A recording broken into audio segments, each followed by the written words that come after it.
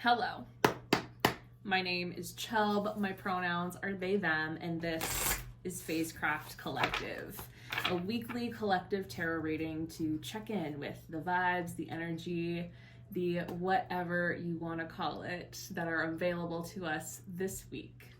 Right now we're checking in for the week of March 11th, 2024.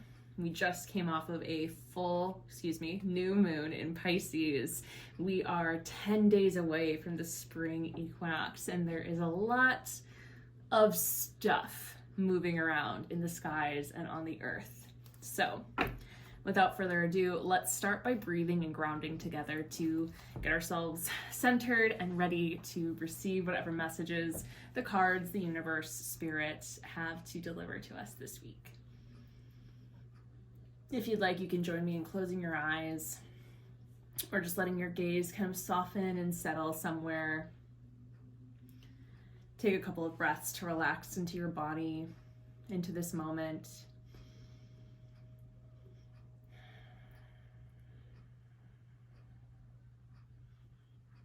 And imagine that your exhales, that each forceful breath out are traveling down your body, landing in the space where you are making contact with what's beneath you and by extension, the earth. Ground your breath into this space where you are touching the world and by extension, each other. Imagine the heat of each exhale physically melting and holding you into the here and now. In this space, I'm going to call to the spirits and guardians of the elements, and as I name them, I invite you to imagine their force creating a circle or a barrier around you. You might imagine a circle of stones growing up from the ground, a ring of fire surrounding you by protective warmth, a moat of waves or water crashing and swirling, or just a force field of air pushing out all negative energy and holding in only that which serves you and keeps you safe. I call to the spirits and guardians of the north, of earth, of the deepest roots and the tallest trees, of the stardust that gave shape to our bones and the body of this planet. Hail and welcome. I call to the spirits and guardians of the east, of air, of wind and breath, of thought and change. Hail and welcome.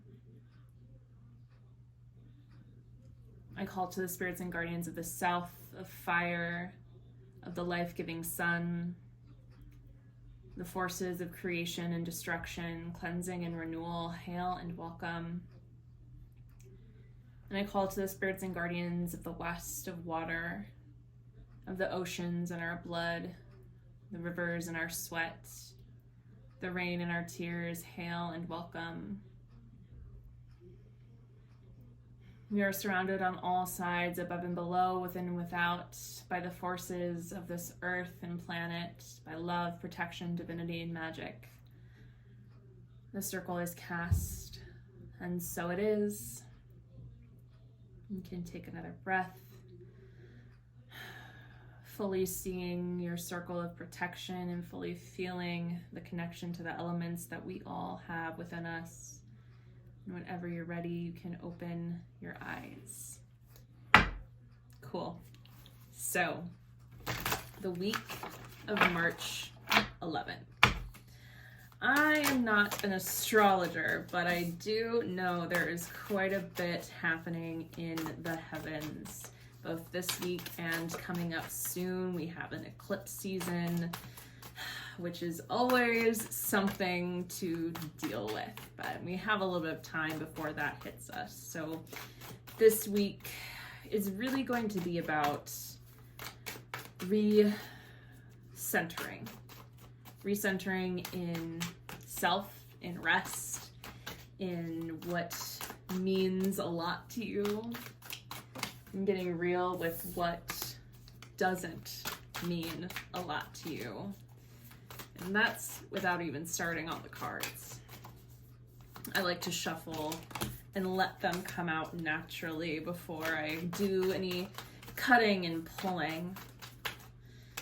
Just allowing spirit, universe, whatever it is you believe or don't believe in. Whoa, whoa.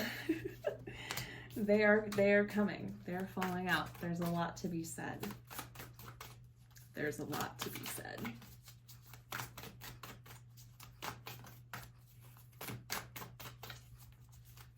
This is where we're starting. Okay. We've got 7 cards to start. There might be an opportunity to bring more into the fray. So, number 2, in fact, the High Priestess.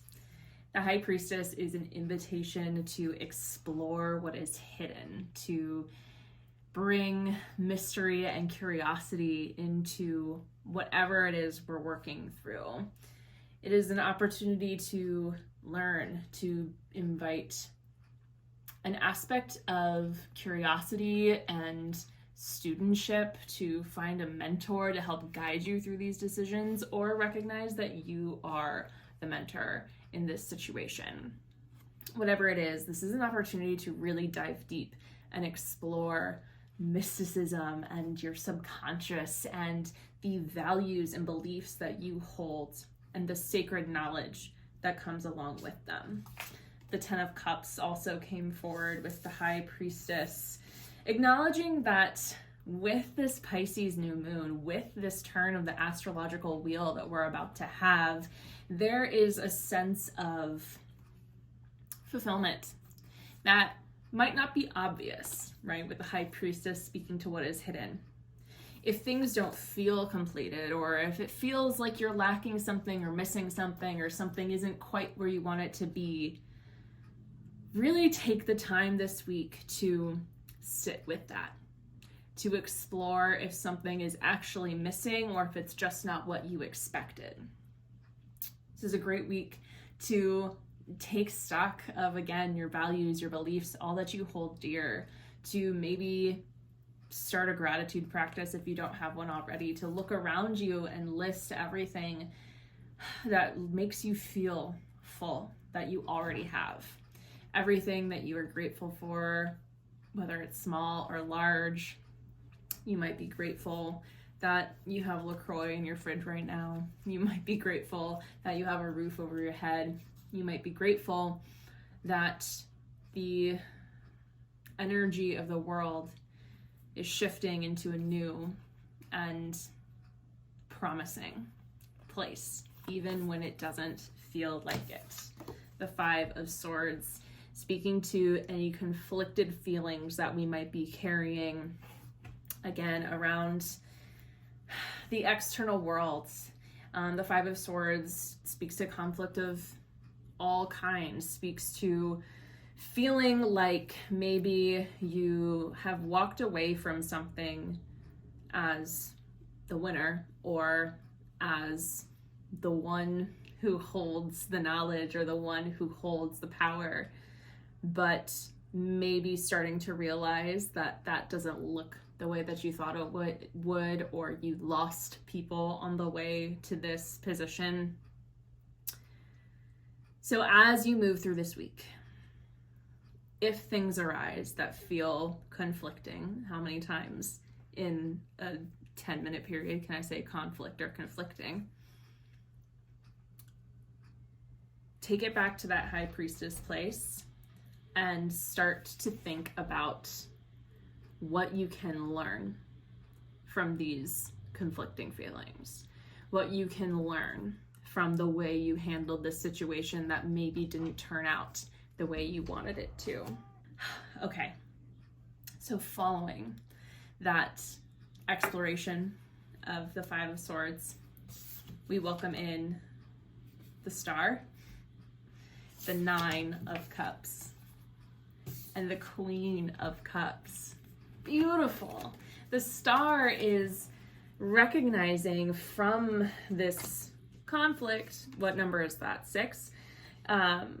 From this exploration with the High Priestess, from this gratitude with the 10 of Cups, and this confronting, let's try confronting with the 5 of Swords, comes the feeling, the realization of what it is that you want to be doing or meant to be doing, what it is you have to offer the world that you maybe haven't quite explored yet. The Star is your connection to skills that you have, talents that you have, and it's encouragement to really share those in ways that benefit others. So again, this week, as we're exploring, as we're reflecting, as we're taking stock, also don't forget to take stock of what makes you you and how that can become part of the collective experience, how you can share that with the people in your life or the people that you've yet to meet. The 9 of Cups and 10 of Cups both coming out in a reading is always just, again, really beautiful energy. They're both cards that embody this sense of like contentment and peace and, again, fulfillment and gratitude. And with the 9 of Cups, I always get this sense of more like communal aspect and sharing this celebration. And with the Queen of Cups, another archetype of care, of caring for self, of knowing what we want, of knowing our own place, our own emotional intelligence, our own desires and how to achieve them, and then also being able to give that care back to others, to help others find their own sense of self and to help others achieve this contentment. And I want to be careful with the word contentment because you can be content but not complacent. A lot of times I think those two words get conflated. Wow, lots of C words too. Conflict, conflation. So again, we're being grateful. We're looking at our skills and how we can offer them to the world. We're looking at how to help others elevate and find their own sense of care. We're being grateful. We're having that contentment. We're realizing that the power is with us and with our communities, but we are not letting that make us stop. We are not letting that make us okay with everything. There is always work to be done. Even when it's good, there is work to be done. And there are a lot of not good things right now. So as we're taking this time to rest, to explore, to find this star self, it is again not an ending. It is not a giving up. It is a recognizing what we can do with the peace that we have inside, even if you don't quite feel it right now, what we can do with that to help those around us, yeah? And then finally, the King of Pentacles, this extremely grounded energy, rooted in what is right, rooted in what serves the collective. Again, with Pentacles, this is like the material world. This is our health, it's our health, it's our money, it's our career, it's the well-being of the earth. And the King being the most, I'm saying elevated, but this isn't hierarchical as much as it is expansive. We all have these learning cycles, and this is the end of the cycle of learning to be grounded, learning that contentment that is still active. Active contentment, I think, is exactly the type of phrase I've been looking for this whole time. Because the King, the good King, is able to sit and witness his people and help them and offer resource, right? While still maintaining, whether it be tradition or practice or self-preservation, A good ruler is able to care for their people just as much as they care for themselves. So lots of vibes this week just around recognizing what we are individually capable of and how that then turns and benefits the collective. You might notice that I talk about the collective a lot, and that is because we are all connected and none of us are free until all of us are free. I'm just checking in to see if there are any more that want to come forward. We've had a few. We just had a big group drop out together. Yeah. I think, okay. Oh, okay. We got a lot more. Okay. Second little pull here. The sun in the reverse. For me, reversals talk about where energy might be stuck or need extra oomph, extra pushes to get going. And the sun, similar to the star, the sun is the star. This is a star, excuse me. Really talking about, really pointing towards, again, the things that light us up. This is like joy. This is often associated with like childhood, children, but that like awe, that joy, that like untethered happiness that we often find in childhood, and how we can connect to that in adulthood by knowing and feeling and understanding what we have, what is around us, what we have inside us to offer. So there might be some feelings coming up around potentially guilt for being happy, which is understandable, guilt for having success, guilt for surviving, and an opportunity to look at, we also had the moon come up, which is the subconscious, and connected to the high priestess of this exploration of internal issues, of subconscious thought, of mystery. So how can you explore those inner worlds in a way that can help you move past the imposter syndrome and move past the guilt that you might be feeling for simply existing, which you do not have to feel guilty for. The Fool is here, and this is my 4th reading that I've done today, and the Fool has come up in every single one of them. There is this collective essence, energy of we're all like moving, we're all ready to jump off the ledge and hope that universe catches us, and it will. But there's this really, the Ace of Wands is also here, the Two of Wands is also here, the Page of Wands is also here. New beginnings, new beginnings, new beginnings. Stepping out on journeys, allowing whatever sparks, whatever inspiration. 8 of Wands also, oh my gosh. Movement. Forward momentum. Following those impulses, following your intuition. Letting your heart, your passion guide you. Particularly the Two of Wands, which speaks to starting a new journey and planning, like definitely taking the time to make a plan. So a little bit of groundedness to back up the Fool, but also being okay with your plan changing, being okay with adjusting as you go, and being okay with finding your footing and taking turns where you weren't expecting them.